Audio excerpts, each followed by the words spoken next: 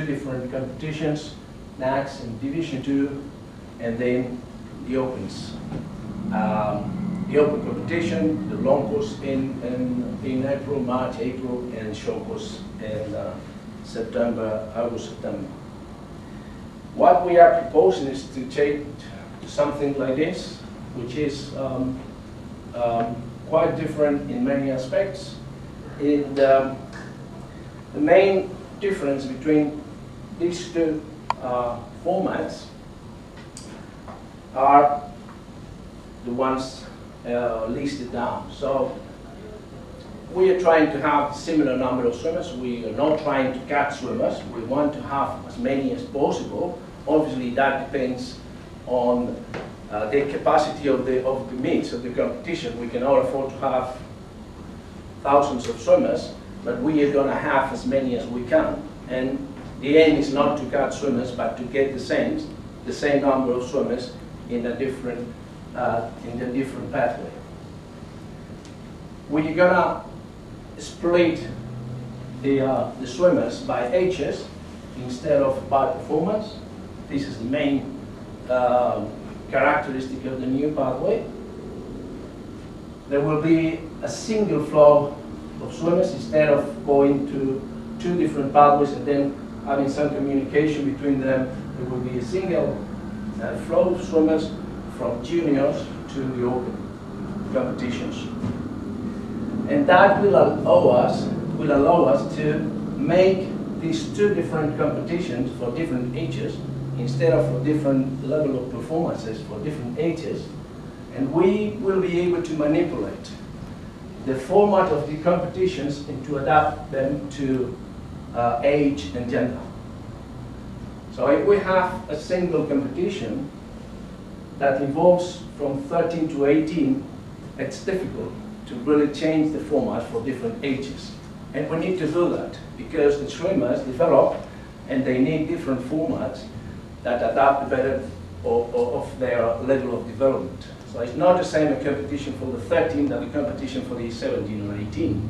And with these two competitions, we will be able to better adapt the format of the competition to the development of the swimmers, or the ages of the swimmers and the level of development. Does it make sense? Okay. So let me show you what's in a very simple overview of the pathway to high performance. I think that there are three different stages. The first one that we can call development. The second one will be the international level, and the third one, high performance.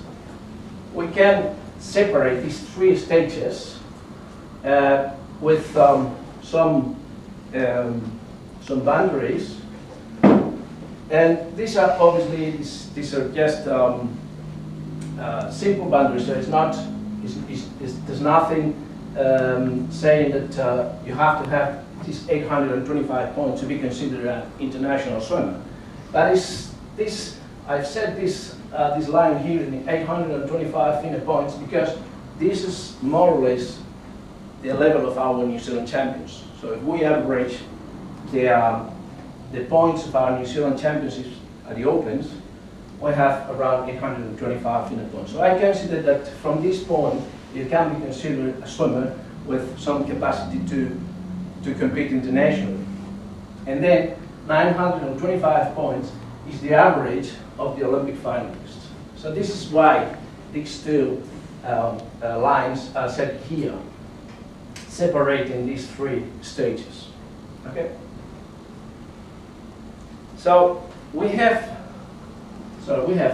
from 650 FINA points to the international level, we have around 8% improvement, and we can see that swimmers will be able to do it in 4 years. So 2% improvement every year for young swimmers is not unreasonable. And from this point to the high performance, there's another 4% improvement that can be achieved in 4 years. So obviously, that improvement will be slower, but we can expect the swimmers to improve 1% every year. So we need 4 years to go through this stage and another 4 years to get to the high performance. So if we see the average ages of the Olympic champions, Olympic finalists, sorry, we have 20 to 21 for females and 22 to 23 years old for males. This is the average of the Olympic finalists. So if we need 4 years to go from here to here, we will need to have our 19 boys and our 17 females performing at that level if we want them to perform well on the pathway. And if we need another 4 years to go from here to here, it would be interesting to have the boys at the age of 15 and the girls at the age of 13 around 650 points. So this is a simple overview of the pathway from the development stages to the high performance. So why are we proposing changes? Why I think that the current pathway can be improved? And I'm going to give you some reasons and some examples. The first thing is our age group swimmers deserve a system that really challenges them to progress rather than to stay. And I'm going to show you some numbers. These are for females, the qualifying times from 12 to 8, from 13 actually to 18, from 13 to 18, the qualifying times to get on the NACs. So these are the average of FINA points of the qualifying times at the age of 13, 14, 15, 16, and 18. There is just 3% improvement on qualifying times. So the qualifying times at the age of 18 are, in average, 3% faster than at the age of 13. So obviously, we are not encouraging our swimmers to progress as much as they can, when they can even have a very, very small progression from 13 to 18 and they're still on the system. And I'm going to show you afterwards another slide with some information of why this is happening. But the thing is, the system is not challenging enough our swimmers. So this is the breakdown of the progression, the ideal progression of a swimmer, this is males, from 13 to 22, to bridge that gap from 600 FINA points to 925. So this is the ideal progression model that a swimmer, an ideal progression for them from bridging the gap from the age of 13 to the age of 22 to achieve the level of the Olympic finalist. And these are the 2 points, or the 2 lines that we have seen before, 825, 925, so there will be development, international, and high performance. So I wonder how our swimmers sit on that graph. So what I did was I made some statistics with the results of our best New Zealand swimmers in the last 3 years, 2012, 2013, 2014. And I averaged the champions, the level of the FINA points of the champions in the 13 Olympic events in these 3 years. And this is what I found. So our New Zealand champions, and this is the average in the last 3 years, NACs and their Opens. So our 13 years old, 14 years old, 15, 16, they progressed quite well. In fact, the 650 FINA point that we have seen before, that should be a good starting point at the age of 15, is exactly the FINA point that our champions have at the age of 15, the boys. So they progress very well, but when they get to the 16 years old, the progression just stagnates. It's flat.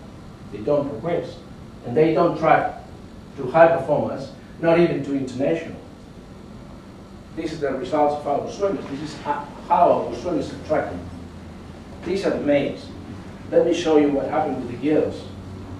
Exactly the same, break down the progression, so breaking down the yearly improvement and considering obviously age and development. So the same model, similar model for the girls with the 825 and 925 FINA points and the results of our swimmers. So these are our 13 years old champions, 14, 15, 16, blah, blah, blah. So what happened with the girls is that they are pretty well at the age of 13.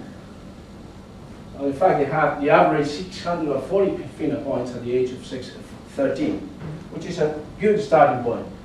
But they progress very, very little to the age of 16, and then from 16 on, the progression just doesn't exist. There's no progression from 16 to 22.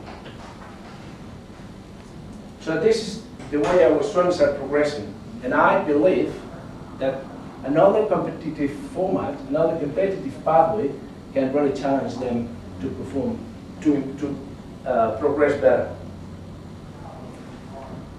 So the second reason why I think that the pathway should be changed, the format of the competition should be changed, is because I think we need to adjust the pathway to gender-related differences. We know the boys and girls develop at a very different speed. That the rate of maturation of boys and girls is different, and then from the age of 11 or 12 to the age of 15 or 16, they grow very different. In fact, if we look at the progression of our best swimmers, these are the same curves that I showed you before.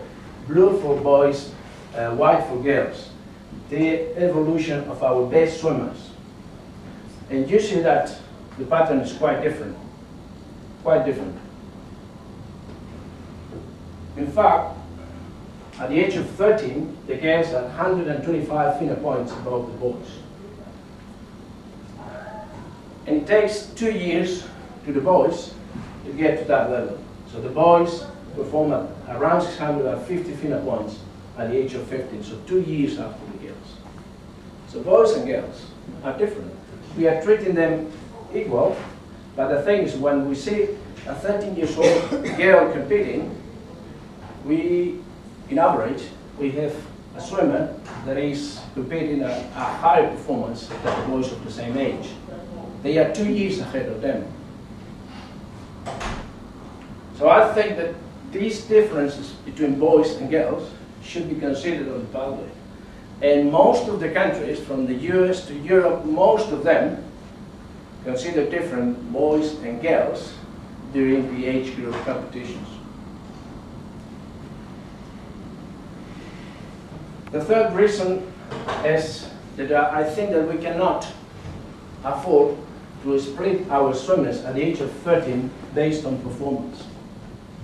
I think that this is a wrong idea.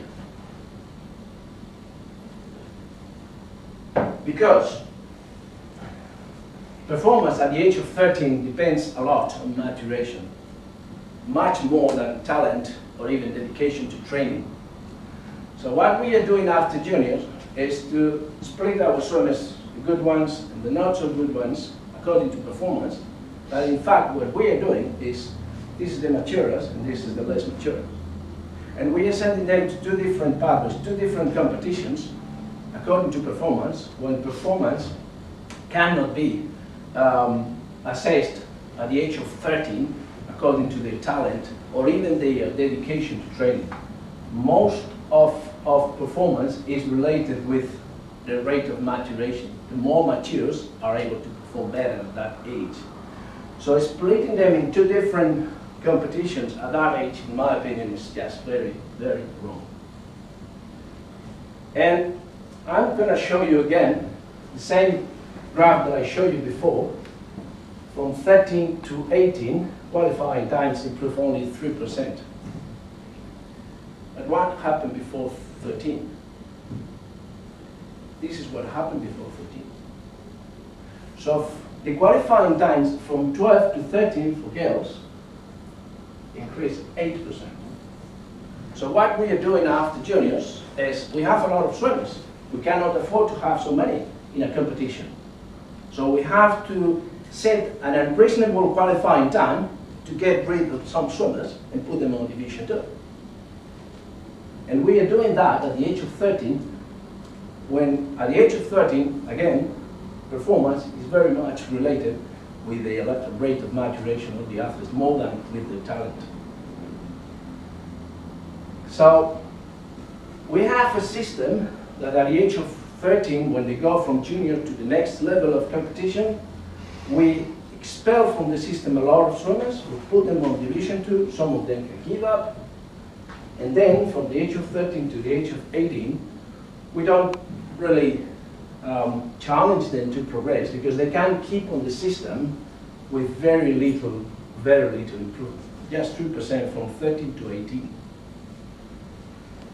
So these are, in my opinion, the three reasons why we need to make changes on our format, the format of our competition. So what changes on the competitive pathway would help? The first one, as I said just now, to avoid a performance-based breakdown of the pathway from the age of 13. So we would break down on ages, we would have NAC and youth championships instead of NAC and Division 2. And we will have the same number of swimmers, but all in the same competition, and separate the two competitions according with their ages. And we can manipulate the format of the competition to better adapt it to the ages of the swimmers. Second is to give some consideration to gender performance specificity. We have to have differences for boys and girls because they are different, because the girls have less time to be developed and their development should be sped up. We need to get a better alignment between qualifying times and swimmers' development and progression. So we need to really have a look at the qualifying times and organize it better to mirror their potential improvement from year to year.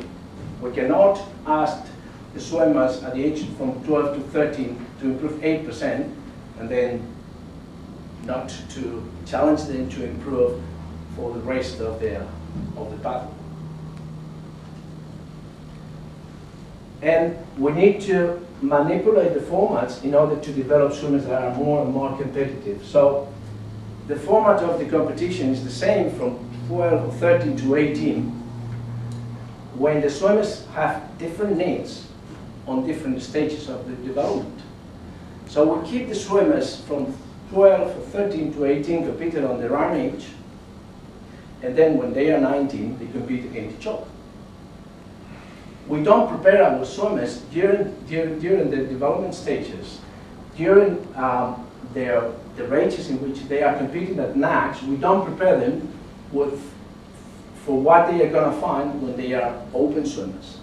So we need to open the environment and they compete against their age and then compete on a more open environment to have them better prepared to be open swimmers when they are 19.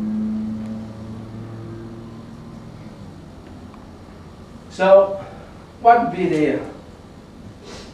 the proposal? The proposal would be to have two different pathways, female and male, to have juniors for girls 10 and 11 and for male 10, 11 and 12. And the second competition will be age group, will be 12 and 13 for girls and 13 to 15 for boys. And then the youth competition for 14 to 16 girls and 16 to 18 boys. And from 17 on girls and 19 on boys, they will be open. And they will have, obviously, open and showcase competition that will be open for age group and overs. So this is the breakdown of ages and the different competition that we are proposing to do. Junior, age group, and youth from the age of 10, maybe under 10. We can discuss that from 10 to 16 for girls and from 10 to 18 for boys. And the main proposed changes are the following. So the first thing, I'm proposing to make some changes on the juniors. The changes on the juniors will be oriented to really reinforce multi-stroke and skill-based education of the swimmers in those ages. The most important thing with the juniors is to really work on all these strokes and to work on skills to really develop solid foundations for them to really be developed afterwards. So if this is what we want to achieve in juniors, it will be interesting if we compete in short course instead of long course, because most of the swimmers at those ages cannot cope with the long course in some events, because short course will expose them to more skill, which is the most important thing in this stage of development, and I don't see any reason to compete long course for juniors. So the competition would be short course. We would have a key qualifying event, which means that only the swimmers that have a certain level in the 100 or the 200 AM, depending on their ages, would be allowed to compete. So unless you have a time in 100 AM or 200 AM, even if you are very good in the 50 butterfly, you cannot be entered on the competition. Why?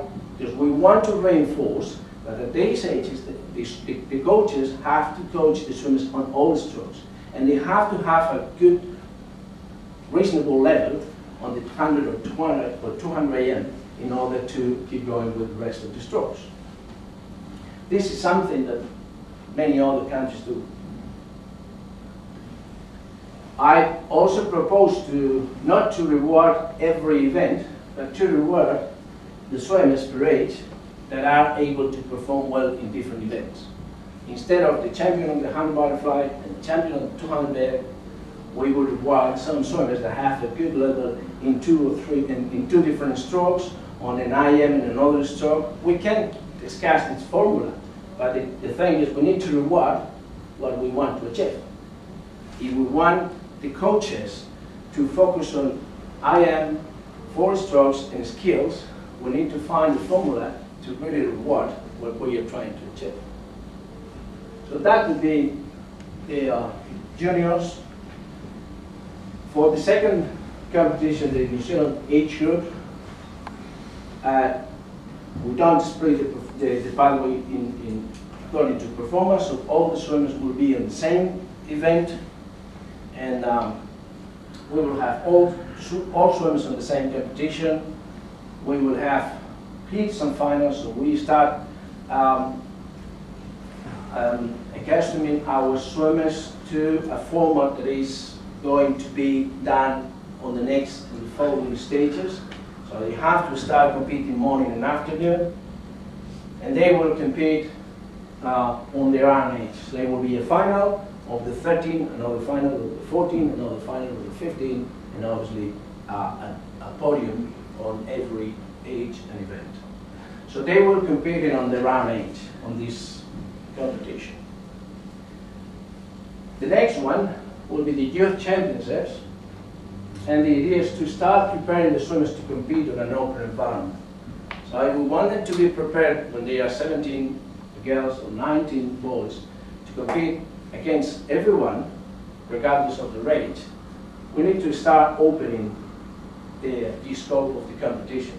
And what I propose is that obviously there will be heats and finals, there will be different finals, A, B, C finals, but with all ages together. So we are not going to have the final for the 16 and the 17 or 18. There will be an A final for all the swimmers, and a B and a C final.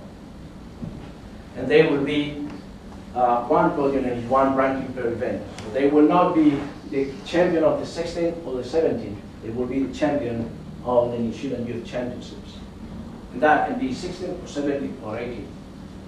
But opening the scope of the competition so that the swimmers are used to compete to each other, because when they go to the openings, they will find that everyone is on the same ranking. So these are the main characteristics of the new format. And if you have been in swimming for some years and you follow swimming, you know that swimming, high performance swimming, improves continuously. And the only way to bridge the gap between New Zealand and the other nations is to improve faster than them. So we have seen that our swimmers are not improving as well as we would like, and we have to do something to improve the environment in which they compete in order to make this progression better. I think that there are some things that can be changed on the format of our competition that can really improve that. And this is why I'm proposing that. I'm happy to answer your questions if you have them. Thank you. I see what you've done, and I understand the analytics and the statistics in behind all of that. And as you started in on talking about how you want to get the coaches to do, I think I'm a parent, by the way, just so you understand where I'm coming from. What I don't see is how this is going to get internalized at an operational level inside the clubs. So for example, I'm from North Shore, which is the largest club, and I don't understand how for all those smaller clubs around the country that actually have some very progressive swimmers, this is going to be able to be done, because it has to happen at the lower levels and farm up. So what are the issues with your plan that could go wrong with the implementation of it that you need to buy in and change of mindset? So what are the concerns that you have that a club, or the concerns that a club can have on this new format? What do you think is the issue that you're going to find with the new format? What I think? A club. Well, I think there's some social economic issues that are probably not addressed. I mean, right now, it's the first time I've ever been to a Div 2 with my daughter. She's 13 years old. And the experience of being here and seeing the camaraderie within inside the clubs who are here, and what you seem to be proposing to get her, like you end up having 15-year-old boys going along to these meets with 13-year-old girls, and you're going to lose the camaraderie amongst the club and cheering them on. It's just more, I'm here for myself, so I don't care about the rest of my swimmers. The other thing I think is you've got now 4 competitions, and even in my club, I mean, I even complain, we're the largest club in the country, I complain to the management, we should have a coach down here. I'm not a coach. And there was my daughter and another daughter, and I even got them on the phone and said, you've got to talk to the kids, because they need to. So even in the largest club in the country, it's hard to get the coaches to actually get to come along to these events. If you have these many tiers, I don't understand how the coaches are going to cope with, all right, I got this event coming up next month, and I got this event, and I got this event. So it's exactly the same. There are three main competitions for the age groups. It's junior, NACS, and Division 2. Yeah. We are going to have junior, NACS, and youth. So it's exactly the same number of competitions. The thing is, instead of splitting them on performance, we are separating them on ages. I don't see that this is going to cause any problem with clubs. I also think that your coaches will probably be there if it's NAGs. Mm-hmm. Oh yeah, it's probably that it's Div 2s that they're not here. Yeah. Which is a club issue. Yeah, definitely. Yeah. Definitely. Because there's lots of clubs here with 1 or 2 swimmers that have got coaches. Yep. Yeah. Do you see an issue that by bringing the Div 2 swimmers back in with the NAG swimmers, you might lose a lot of those Div 2 swimmers? Why? They come to Div 2, they have a chance to shine, they enjoy it.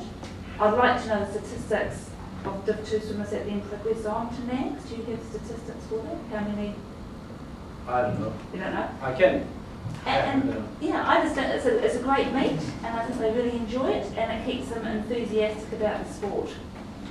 I think if you have them all together, you may find you lose a lot. I don't know, you may not. Well, so I don't think that this is, so recognition is important. So? Recognition is important for the swimmers to keep on, to go to training every day, couple of times a day sometimes. So they have to have this recognition. But what I don't think is that this recognition should come from a national level. So these swimmers that are getting a medal here, probably next year they go to NACS, they don't have this opportunity to get a medal. But they can get a medal on the club level, on the regional level, on the zonal level. The thing is we are rewarding here the first, second, and third. And they can be the 13, 17, and 29. And we are not rewarding the 4th, 5th, and 6th on the NACS. So in my opinion, this is not right. So, and I understand that the guys needs that recognition, that they can go to the club meet and they can be the best in the club and get a medal, or go to the region, or go to the school, secondary school competition. There are different tiers. New Zealand swimming or the national meets cannot cater for every swimmer. We can cater for some of them, and there are other regions, zones, clubs that can give them recognition. I don't know, maybe it was before.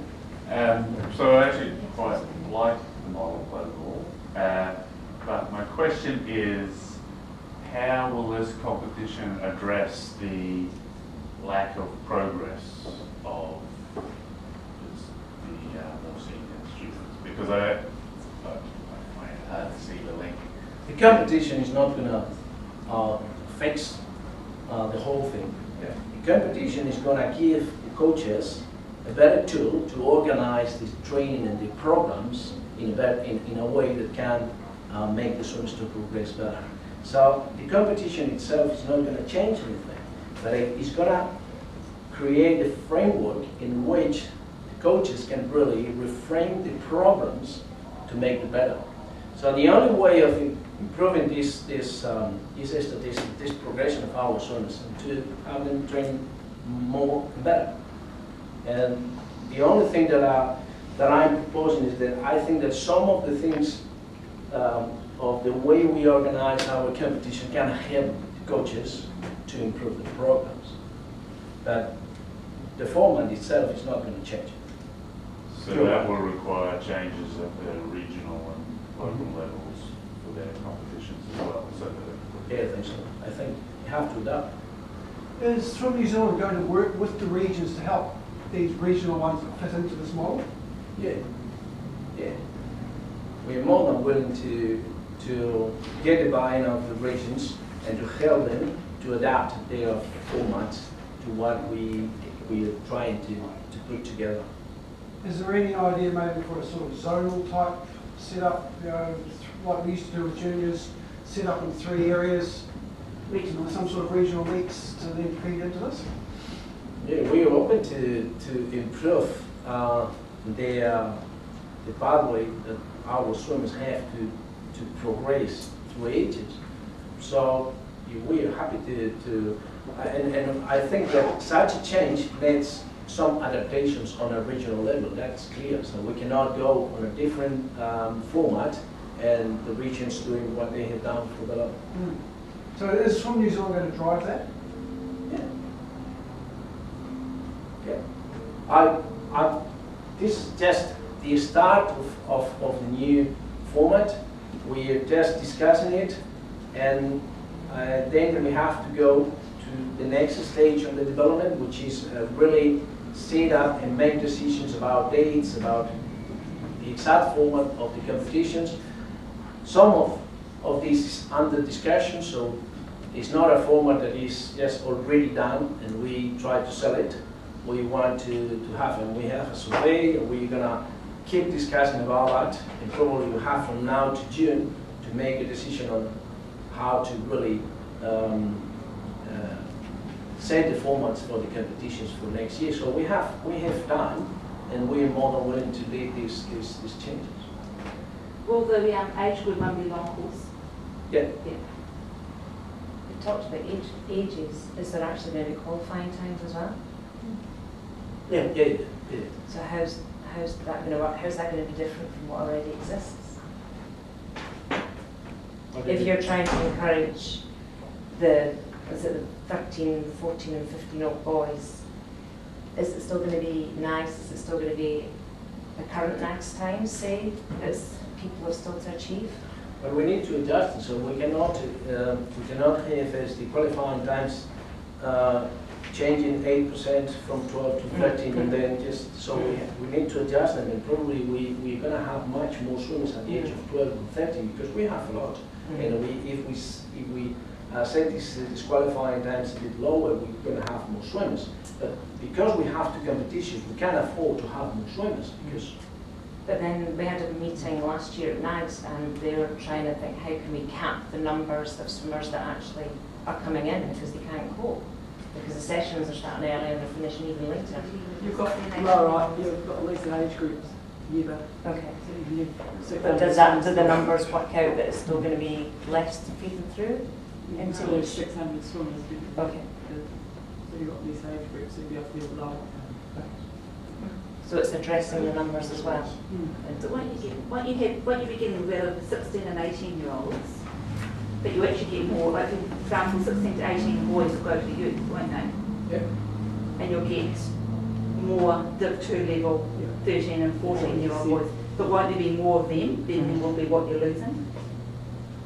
Because there's not many at that 16 to 18-year-old level compared to the 13, 14, 15-year-old You're level. getting rid of lots of girls and stuff. People have more. We've got junior girls coming up.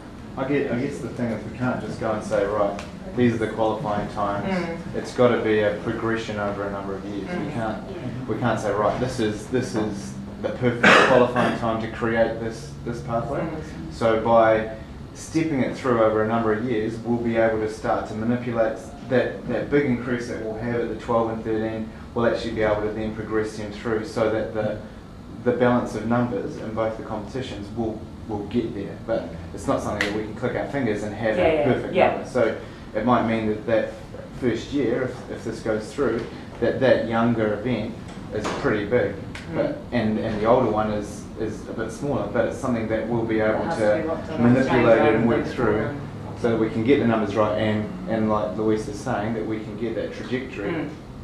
Well, also if you have a talented 15-year-old boy who is achieving international times, has he got to stay in that age group progression and not do opens, where at the moment he can do opens? No, if it's open, everyone will do it right. But it said 19 and over. For the opens it said 19 and over. No. Okay. Right over the top. Right, okay. But he can't, could he go to the youth, right? Could he go to 16? No. So it's the same as juniors and nags and bits of fun. But when you get to opens, it's open. If you put juniors and something. Great question. So for the youth jams, which for the girls 14 to 16, will there be one qualifying time, or there will be different times for the 14, even though they're competing together? I mean, I think it's really good that, especially the stuff that you talked about with the juniors, the 12 and unders, and if there's that could change today without changing the structure, obviously, because you can just apply that to the current junior program. But I guess the answer is really expectation and coach development about, what that expectation is. The only thing that I struggle with is that you say that performance is based more on maturity than age, and yet you're changing it to an age-based thing rather than a performance-based thing. And is there much understanding around the spread of where those kids mature in their age range? So, once upon a time we had age groups that were the top 7 or 10, however big the pool was, and consolations that were the next lot. And I guess you could have the top 4 heats and then the next. And it's probably easier now with a computer. They've already do it by hand, and But when you do your time and you find out later if you got in to that group or that group. Yeah. And then you're not just trying to aim for just the time to just get in. You're really trying to go until you're the best, just in case. Yeah, the level of the development, physical development is very individual. So we know that at the age of 12 to 13, the boys are just well behind girls in development. But obviously, there are boys that are at the age of 13 are well developed, and others, or not 13, probably at the age of 15, and others that develop later on. So what we know is that we have different swimmers at different ages, and we have different swimmers at the same age between boys and girls, at least below the 15 or 16 years old. So we have to give some consideration to these differences on the way we organize our competitions.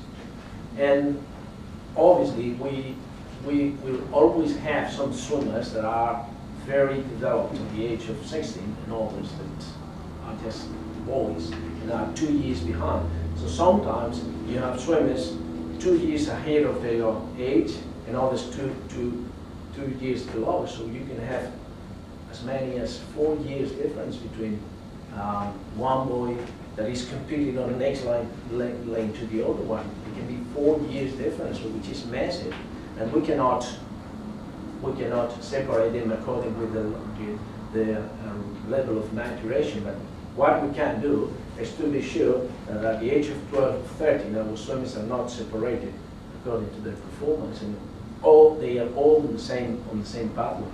And we don't divide our swimmers at the age of 13 between the good ones and the not so good ones. I think this is just not the method. Given the competitive process, what's the position with the coaching? Are you going to be supporting the coaching structure given that at the moment? We are trying to get the buy-in of the coaches into that. I think we have a reasonable level of support in what we are proposing. But the thing is, as I said before, so the format is not going to change anything. We need to really, the coaches are the ones that have to do the changes on the training environment to improve the quality of the programs and to really give the swimmers the possibility to progress better. So we have started to work with coaches, and we have a high performance development coach that has started to work a year and a half ago, and she's driving around the country, giving information to coaches, giving support, giving advice. We have another one, Gary, that is on board on similar role, that is also provided with support to coaches. So we believe that we need to help our coaches to be developed, and we are putting some resources, especially human resources, on that with 2 coaches that are working on that environment. So we need, obviously this is not enough, and we need also the regions to be engaged in that, to have their own coach development programs and to support the coaches to really do a better job with the kids. And this is what it's going to really take us to the next level. Does it answer your question? I was just thinking the point of you saying they're under training, so obviously if kids are at age 13 to 14, new programs are going to be developed to increase the level of training? Yeah. So presumably some prescription of that's going to come through from you. We have the long-term athlete development format that we developed some months ago, and that's a model that we are sharing with coaches, and they know what will be the ideal training load for swimmers at different ages and how training should progress in order to have the swimmers progressing well through the pathway. So we have this, and we have been communicated with this format with coaches on the regions for more than a year now. So the coaches have some information, and this information or these recommendations of training for different ages is very well aligned with what we are proposing.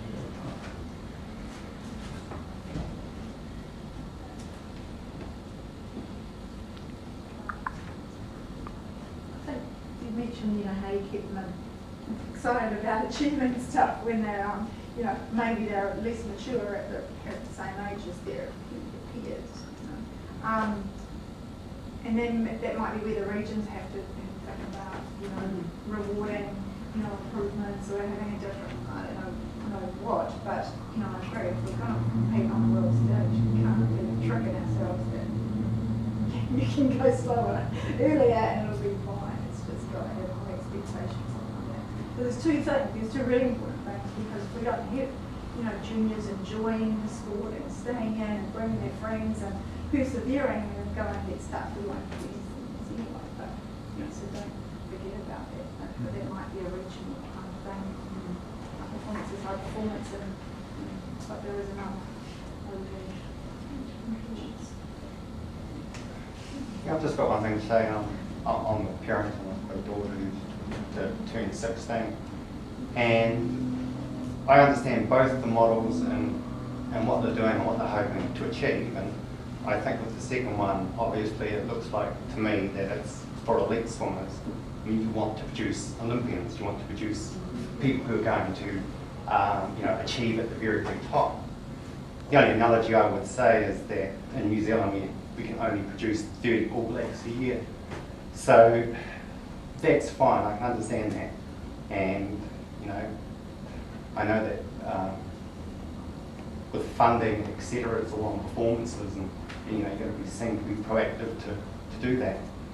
But I just think that as an organisation, you've still got to have an obligation to everyone who is, you know, associated with it. So my daughter just loves to swim, and she didn't go to juniors, she hasn't been to NAGs, she's been to DIBS for 3 years, and she's finally, she must be a late developer because she's finally starting to click with her swimming. The advantage I have for this system is that there's still the opportunity for her to enjoy her swimming and to go along and to compete against other swimmers from all over New Zealand. I don't know whether the new system would encourage that in all swimmers. I think it would look out for the elite swimmers, but I'm not sure about the children who just love to swim. No, I think I'd say that we are not trying to cap the number of swimmers.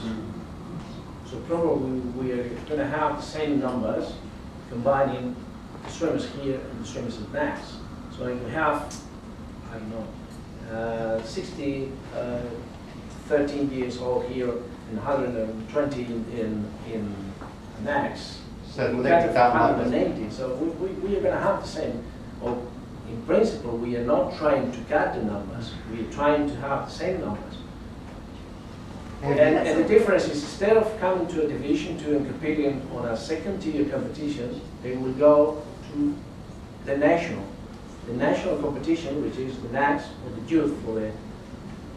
They still enjoy coming to do do they enjoy coming and get the sweatshirt, got the time, even if they're in, you know, 40th. That's still an achievement for them, and I guess if they go into a national thing, their heroes are there, it'll be a buzz too, and they can see why maybe I can get that go up shoulders. I think you still get something out of competition that you're not winning. But they can get something on a different level, on a school competition, on a regional competition, on a club competition. But as a national organization, we have to have our competition to reward our best swimmers. And we are a small country, and divided the swimmers, the good and the not so good ones, and rewarded the best ones on both tiers from the perspective of a national organization. I think it's wrong. And these swimmers that are getting medals here, they have to set their objectives probably for a regional competition and they can get recognition on other level, and they will be the best on the region, or the best on the school, or the best on the club. And here they are not based on the nation. They win a gold medal, but they have 12, 13, 10, 15 swimmers that swim faster than them.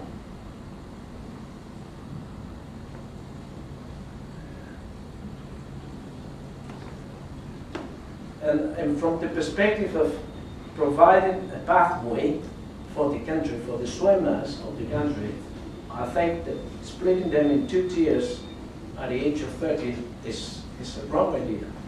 It's a wrong idea. I think the swimmers know that this is second tier, and they kind of, when they do well, they go, well, those ones that do They're not silly. validation, yeah, they do know, but yeah, so they'll They still don't enjoy that. They're not silly, but they do go back to school and they've won.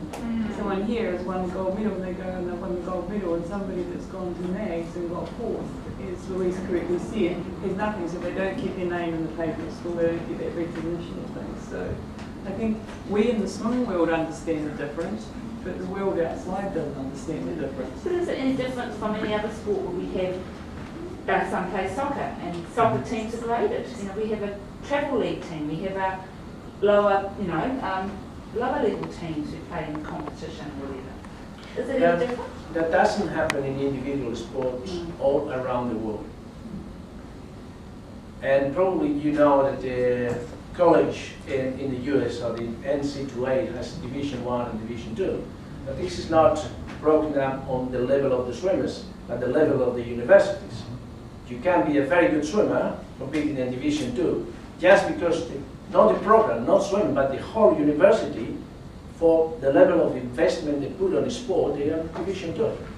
So I don't think that obviously I don't know every country, but I don't think that a country small like ours can afford to have these 2 tiers at the age of 13. And we're sending the message, you are on participation, you are in competition. I think this is wrong. This is a competitive sport, and everyone should be competing to each other. And some have more talent, some have less talent, some have access to a 50-meter pool, others 25, some train in the summer, but this is how competitive sport works. So not everyone has the same conditions, but we all compete to each other. And we go to the walls, and no one asks you how many hours have you trained last week or during the last year. They just take the time and say you are first, you are second, you are first, you are 21. And I understand what you say, and I understand that if I was the parent, if my child would be here, probably I would be saying the same that you say. But we have the responsibility to run the sport and to make the sport more competitive. And I think this format is better suited to help the programs and the coaches to develop the swimmers. I think that's it. It's going to come down to execution. Right? And I'm a parent, so I'll take my parent hat off and put my CEO hat on. You're going to have to work a little bit harder at convincing from the ground up. Yeah. This is all at a higher level. It's a thesis for a master's degree. It has substance to it, but you're going to have to do a lot more work to ensure that the communities that have to buy into it are, what could go wrong? That's what I asked you earlier. What could go wrong? Something will always go wrong. And the execution side of things. So you got to make sure that that's well articulated, because I don't see a lot of that in there. We are spending a lot of time on communicating, and we have started as soon as in November, which is more than 1 year before that can be put in place. And I'm going to every competition and speak to everyone and sell my ideas. But you're right that the implementation and the buy-in that we can get from the regions and staff is going to be key to have a success in this format. So the format itself can be better, but can be a disaster if we don't put it in place well, and we have buy-in from, well, I'm not saying from everyone, but at least from the different regions, and we need to do a good job of that. Where will they be run these meetings? I mean, with the new age groups, are you proposing to run it at different pools each year, or will it all be in Auckland? No. They want you to. Oh, I don't know. We don't have a lot of pools available, so we. I mean, will it be 10-metre pool, or could it be an 8-metre pool like here? 8 lane, 8 lane. Yeah, it can be. So we have to set the competition on a better possible scenario, debate a possible pool, but we have very few, and we are not going to have every competition. We cannot have every competition on the same pool. So the strategy is not going to be different than the one we're following now, trying to change the venues from town to town. And obviously the Opens probably is going to be in Auckland. It's going to be the best competition pool. We're going to have it ready in 2 or 3 months, and we're going to do the Opens there until we have another one that is as good as that one. But we can have NACs and youth championships in other pools like this one or Wellington or so. Just going back to where you're saying you're not getting the Times, whatever, or the reporting in the newspaper. Cycling, over the last few years, there's just a lot more coverage on it. That's basically because now we're getting a lot more international competition, or a lot more of our cyclists going away. So the only way that we actually get swimming to that sort of same level is that obviously we have that same sort of swimmers going overseas, and therefore a lot more interest is generated from that. So I actually applaud this